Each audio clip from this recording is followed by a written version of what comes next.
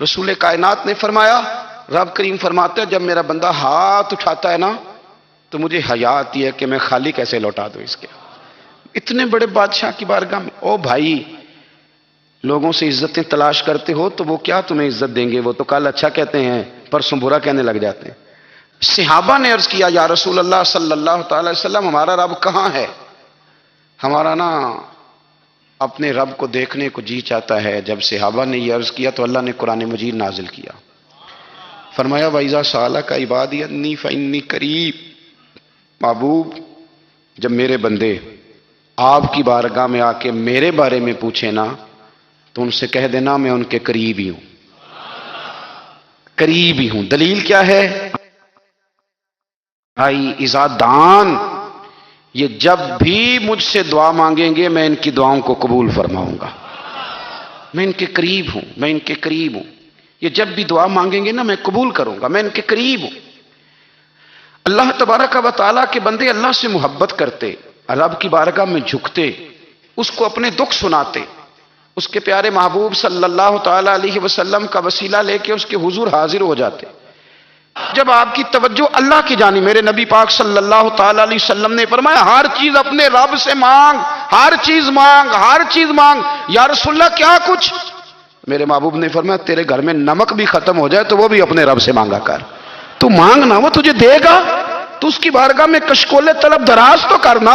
اور ترمذی شریف میں عجیب لفظ ہیں، رسول کائنات نے فرمایا، رب کریم فرماتے ہیں جب میرا بندہ ہاتھ اٹھاتا ہے نا تو مجھے حیا آتی ہے کہ میں خالی کیسے لوٹا دوں اس کے۔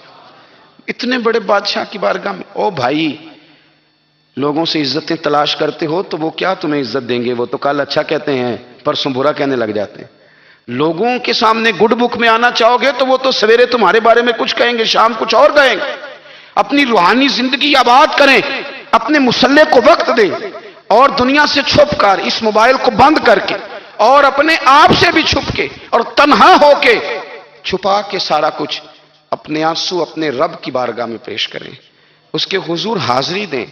سنو نا ترمذی کی حدیث، اور اسے یاد رکھنا، نبی پاک علیہ السلام نے فرمایا اپنے دکھ لوگوں کے سامنے نہ بیان کرنا، سیٹھوں نوابوں کو نہ بتاتے پھرنا، دنیا داروں کے سامنے جا کے نہ رونا کہ میں تکلیف میں ہوں۔ فرمایا اگر دنیا داروں کو دکھ بتاؤ گے رب تمہیں کبھی غنی نہیں کرے گا، اور لوگ ہیں کہ الٹا مذاق اڑائیں گے۔ آپ کی جس سے بڑی پکی یاری ہے نا، پکی، وہ تب تک پکی ہے جب تک آپ نے 50,000 مانگا نہیں، اور جس وقت آپ نے کہہ دیا کہ میں مجبور ہوں میری مدد کر تو پھر ختم ہو گئی دوستی۔ لوگوں کی تعلقات آپ کے ساتھ تب تک ہیں جب تک آپ ان سے کوئی ضرورت وابستہ نہیں کرتے۔ کریم محبوب فرمانے لگے بندوں کے سامنے دکھ نہ بیان کرنا، اللہ تجھے کبھی غنی نہیں کرے گا۔ تو اپنے دکھ اپنے رب کو بتا، تو دعائیں مانگ، تو اس کی بارگاہ میں حاضر ہو، تو اس کے حضور عرض کر۔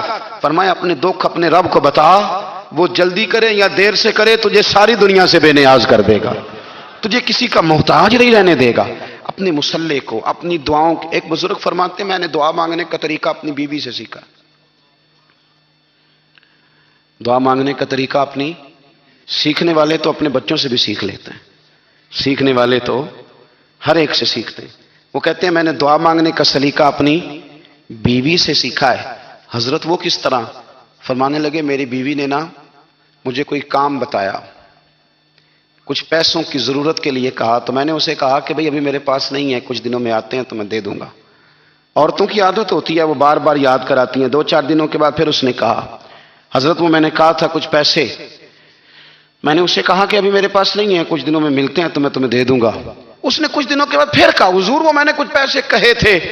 فرماتے میں نے ڈانٹ دیا، میں نے کہا کہ کیا تو روز مجھے شرمندہ کرتی ہے، کہا نا میرے پاس نہیں ہے، ہوں گے تو دے دوں گا، تو روز یاد کراتی ہے۔ فرماتے ہیں اس نے پہلے تو میری ڈانٹ کو سہا، پھر میرے سخت جملوں نے اس کی آنکھوں میں آنسو پیدا کر دیے، پھر اس نے اپنے آنچل میں اپنے اس دکھ کو سمیٹا، اور پھر اس نے ایک جملہ کہا تو میں رو پڑا، اور مجھے اپنے رب سے مانگنے کا طریقہ آ گیا۔ مجھے کہنے لگی حضرت جی آپ نے ڈانٹ دیا، میں نے سہ لیا، اور آپ ہی میرے شوہر ہیں، بتائیں نا آپ سے نہ کہوں تو میں کس سے جا کے کہوں۔ فرماتے ہیں میں رو پڑا، اور میں کھل کے رویا، اور میں تڑپ کے رویا، اور پھر میری سسکیاں بند گئیں۔ تو مجھے کہنے لگی آپ کو کیا ہوا؟ میں نے کہا مجھے بھی دعا مانگنی آ گئی ہے، جب میں اسے کہوں گا نا اللہ تو ہی میرا رب ہے، میں تجھ سے نہ کہوں تو میں کس سے جا کے کہوں؟ میں کیوں کسی بندے سے سوال کروں؟ میں کیوں کسی دنیا دار سے کہوں؟ میں تیرے بندوں کا، نیک بندوں کا وسیلہ لے کے، تیرے محبوب کی غلامی لے کے تیری بارگاہ میں آیا، تجھ سے نہ مانگوں تو کس سے مانگوں؟ سمجھ آ گئی ہے؟ جب میں اس رنگ میں مانگوں گا تو پھر رب میرے اوپر بڑا ہی فضل فرمائے گا، وہ میرے اوپر بڑی رحمت کرے گا، وہ میرے لیے آسانیاں کرے گا۔ عزیز دوستو، ہم اس طرح کرنے لگ گئے ہیں کہ ہم نے نا اپنے تعلقات پر اعتماد کرنا شروع کر دیا ہے۔ میرے تعلقات بہت ہیں۔ ہم نے اپنی دولت پر اعتماد کرنا شروع کر دیا ہے، میرے پاس دولت بہت ہے۔ ہم نے اپنے علم پر، اپنی شہرت پر اعتماد کرنا شروع کر دیا ہے کہ میرے پاس فلاں چیز بہت ہے۔ یاد رکھنا، جب بے نیاز اپنی صفت بے نیازی دکھاتا ہے تو بڑی بڑی دولتوں والے مجبور نظر آتے ہیں۔ بھائیو، جب انسان کا رشتہ اپنے مالک کے ساتھ ہوتا ہے پھر تو غم بھی کچھ نہیں کہتے، پریشانیاں بھی کچھ نہیں کہتی، پھر تو زندگی صبر والی، پھر تو زندگی توکل والی، پھر تو زندگی بھروسے والی، پھر انسان اپنے آپ کو رسوا نہیں کرتا، دنیا داروں سے امیدیں اس کی ختم ہو جاتی، امیدیں اللہ رسول سے لگا لیتا ہے، مضبوط ہو جاتا ہے، مضبوط، طاقتور ہو جاتا ہے، خوددار ہو جاتا ہے، باوقار باعزت ہو جاتا ہے۔ حضرت بہلول دانا رحمت اللہ علیہ بیٹھے تھے تو ہارون رشید حج کر کے آ رہا تھا، تو رستے میں حضرت شیخ سے ملاقات ہو گئی تو السلام علیکم کے بعد کہنے لگا، حضور کوئی حکم ہو تو بتائیے گا۔ تو حضرت بہلول دانا فرمانے لگے، تیرا رب کون ہے؟ اس نے کہا اللہ۔ تو فرمایا میرا کون ہے؟ کہا اللہ۔ فرمانے لگے تو بڑا ہی بیوقوف ہے، کیا تو یہ سمجھتا ہے کہ رب ہارون رشید کو تو دے گا اور بہلول دانا کو بھول جائے گا؟ تیرا بھی وہی رب ہے، میرا بھی وہی رب ہے۔ اس نے اگر تجھے دے کے آزمایا ہے تو ہو سکتا ہے مجھے نہ دے کے آزما رہا ہو، جب اس کی حکمت کے تقاضے ہوں گے تو عطا کرے گا اور دے گا، تو جا اپنا کام کر۔ بھائی، اپنی روحانی زندگی، اپنی عبادات، اپنے وظائف، اپنے روزمرہ کے معاملات، اپنی دعائیں، اپنا استغفار، دیکھو کوئی مشکل کام تو نہیں، 2 رکوع ہیں سورہ واقعہ کی، اگر رات کو پڑھ لی جائے تو۔ میں کس طرح یہ بات بیان کروں کہ تعویذ بانٹنا آسان ہے اور وظیفہ بتانا مشکل ہے؟ سارا دن تعویذ بانٹیں تو لوگ لینے کو تیار ہیں، اور اگر آپ وظیفہ بتائیں تو کہتے ہیں تو مشکل کام ہے۔ او خدا کے بندے، اگر آپ کا تعلق قرآن پاک کے ساتھ مضبوط ہو، قرآن پاک کے ساتھ اگر آپ کا رشتہ ہو، لوگ سفارشیں ڈھونڈتے ہیں نا دنیا میں، کوئی تعلق مل جائے تو میرا کام ہو جائے، دنیا میں اتنا مشکل معاملہ ہے، آخرت میں مجھے بتائیے گا کتنا مشکل معاملہ ہوگا۔ میرے نبی پاک صلی اللہ تعالی علیہ وسلم نے فرمایا، جو لوگ سورہ ملک پڑھا کرتے تھے نا، سورہ ملک، یہ سورت ملک قیامت میں ان کی سفارش کرے گی، اور اس طرح کرے گی کہ کہے گی اے اللہ یہاں اس بندے کو جنت میں داخل کر دے یا مجھے قرآن پاک سے علیحدہ کر دے۔ تو رب فرمائے گا جا اس کا دامن تھام کے اسے جنت تک پہنچایا۔ آپ بات کو سمجھیں، جب آپ کے تعلقات اپنے معاملات کے ساتھ مضبوط ہوں گے، یہ نبی کریم نے وعدہ کیا ہے کہ تو سورت واقعہ پڑھ، تیرے گھر میں فاقہ نہیں آئے گا۔ حضرت عبداللہ ابن مسعود رضی اللہ تعالیٰ عنہ بیمار تھے تو حضرت عثمان غنی رضی اللہ تعالیٰ عنہ تیمارداری کے لیے تشریف لے گئے اور جا کر کے کہا کہ آپ بڑے بیمار ہیں، آپ کی بیٹیاں زیادہ ہیں، میں چاہتا ہوں کہ خزانے میں سے کچھ مدد کروں۔ تو سیدنا عبداللہ ابن مسعود رضی اللہ تعالیٰ عنہ اٹھ کے بیٹھ گئے اور کہنے لگے، امیر المومنین، اللہ آپ کو میری طرف سے، میری بیٹیوں کی طرف سے بہتر صلہ دے، میری بیٹیوں کو کسی خزانے کی ضرورت نہیں، میں نے انہیں خزانہ دے دیا ہے۔ کہا جناب آپ نے کون سا خزانہ دیا ہے، میں آپ کے مالی معاملات کو جانتا ہوں۔ تو فرمانے لگے، امیر المومنین، میرے نبی کریم نے فرمایا ہے جو سورت واقعہ پڑھے اسے کبھی فاقہ نہیں آتا، میں نے بیٹیوں کو یاد کرا دی ہے، یہ خزانہ میں نے انہیں دے دیا ہے۔ وہ سارے والدین سنیں جو بیٹیوں کے لیے پریشان رہتے ہیں، حضرت عبداللہ ابن مسعود نصیحت کر رہے ہیں، فرمانے لگے میں نے سورت واقعہ یاد بھی کرا دی ہے، پڑھنے کی عادت بھی ڈال دی ہے۔ حضور نے فرمایا ہے جو سورت واقعہ پڑھے اسے فاقہ نہیں آتا۔ کہنے لگے چاند تو اپنی جگہ چھوڑ سکتا ہے، سورج گر سکتا ہے، تارے ٹوٹ سکتے ہیں، پر مدینے والے رسول کی بات غلط نہیں ہو سکتی۔ حضور نے فرمایا فاقہ نہیں آئے گا تو انشاءاللہ کبھی بھی نہیں آئے گا۔ کرنے کا کام یہ ہے کہ ہم اپنے معاملات، اپنی عبادات، اپنی دعائیں، کبھی 10 منٹ عادت ہو جائے نا دعا مانگنے کی علیحدہ سے رات کو، حضور نے فرمایا جو فرض نماز کے بعد دعا مانگے اللہ اس کی قبول کر لیتا ہے۔ نبی پاک صلی اللہ تعالی علیہ وسلم نے فرمایا اللہ مسافر کی دعا قبول فرماتا ہے۔ حضور نے فرمایا اللہ مظلوم کی دعا قبول فرماتا ہے۔ حضور نے فرمایا بیمار سے دعا کراؤ اللہ اس کی دعا قبول فرماتا ہے۔ میرے نبی پاک نے فرمایا ماں باپ جب بھی اولاد کے لیے ہاتھ اٹھائیں، ویسے تے بلے شاہ تو آسمانی اڈدیاں ہی پھڑ دیں، جڑا گھر بیٹھا انہوں بڑھیا ہی نہیں. حضور فرمانے لگے ماں باپ جب بھی اولاد کے لیے دعا فرمائیں اللہ ان کی دعا کو قبول کرتا ہے. آپ اپنا تعلق بنائیں دعا کے ساتھ، عبادت کے ساتھ، مصلی کے ساتھ رشتہ بنائیں، استغفار پڑھیں. صلاح الدین ایوبی صلیبی جنگوں میں تھے. رات کو مسجد اقصی میں نماز پڑھی تو پریشان تھے. ایک بزرگ سے ملاقات ہوئی تو وہ کہنے لگے کہ آپ بڑے پریشان ہیں. کہنے لگے حضور پریشان اس لیے ہوں کہ پہلے ہی مسلمان کمزور ہے، اب میں نے سنا ہے دشمن کا ایک بحری بیڑا وہ جنگی سامان سے بھرا ہوا آ رہا ہے، تو اب ان کے پاس اور تلواریں اور نیزے آ جائیں گے، مسلمانوں کے پاس پہلے ہی وسائل کی کمی ہے، پریشان ہوں کس طرح کر کے مقابلہ کریں گے. یہ بات کہتے ہی صلاح الدین ایوبی نے بزرگوں سے کہا حضور آپ بھی دعا کرنا، دعا کی بڑی طاقت ہے. میرے نبی پاک نے فرمایا دعا مومن کا ہتھیار ہے، دعا مومن کا، دعا مومن کا. حضور نے فرمایا تقدیر کو سوائے دعا کے کوئی چیز نہیں بدل سکتی.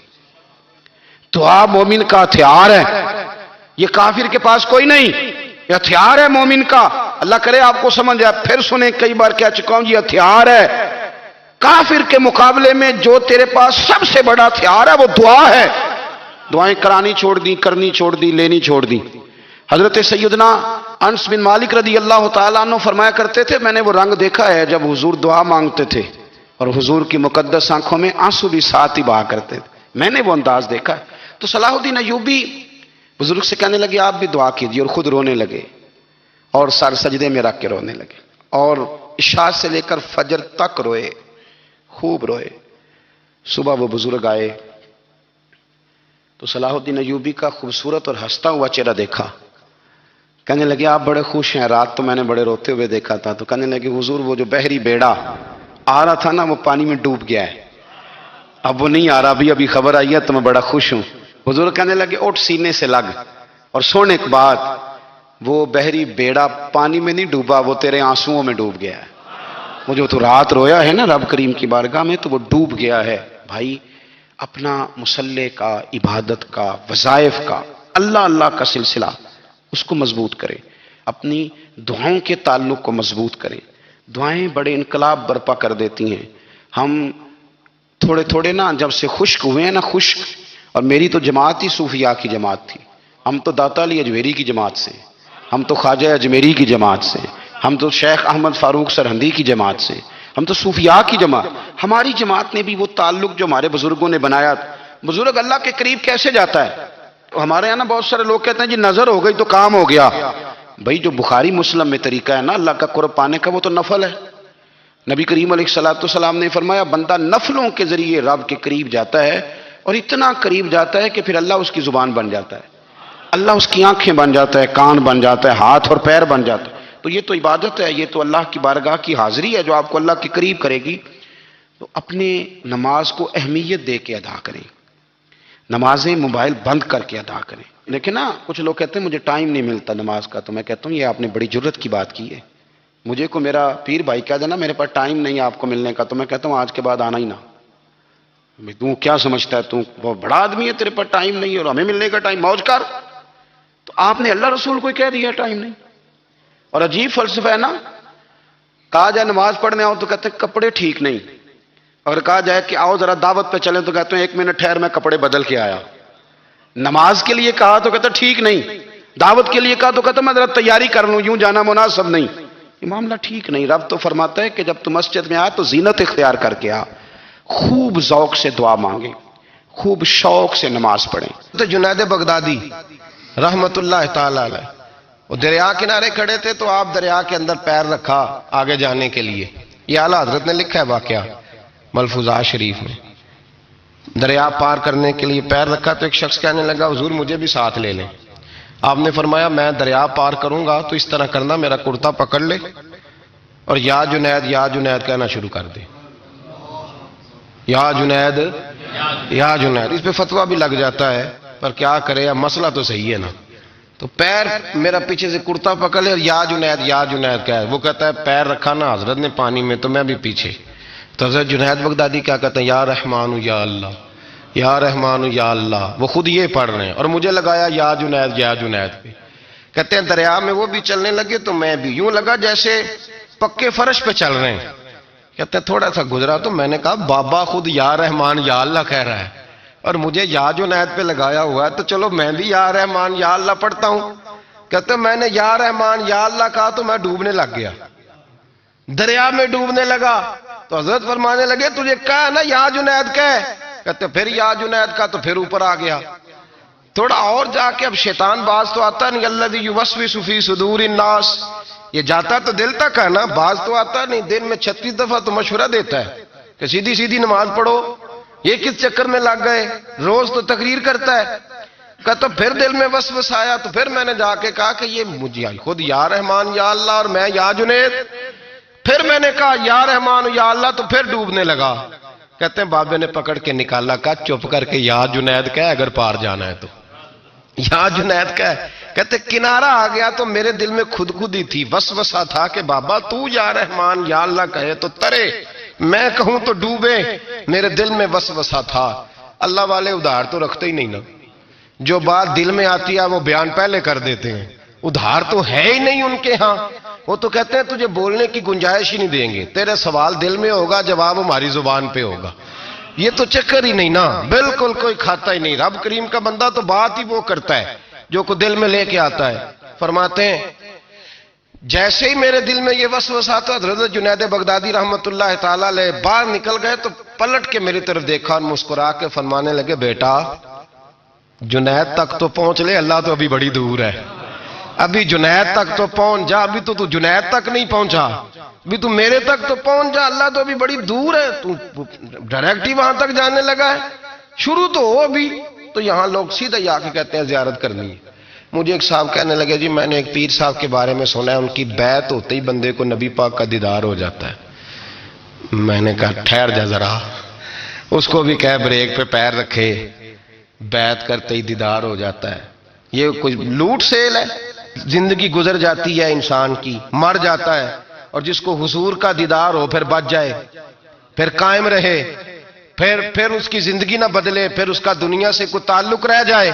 یہ پوچھ ابو بکر صدیق سے جنہیں دیدار ہوا تھا. جب دیدار ہوا تو یار رہا ہے، باقی کوئی شے بھی نہیں رہی، پھر محبوب رہے اور کچھ بھی نہیں بچتا. تو وہ کس طرح کا ہے جو دیدار بھی کراتا ہے اور پھر کہتا جاؤ دکان بھی کھول لو جا کے؟ یہ کیسی بات ہے؟ وہ ایک منزل ہے، وہ اپنی جگہ پہ آ کے آتی ہے. اور یہی بہتر ہے کہ پردوں میں وہ پردہ پوش رہے.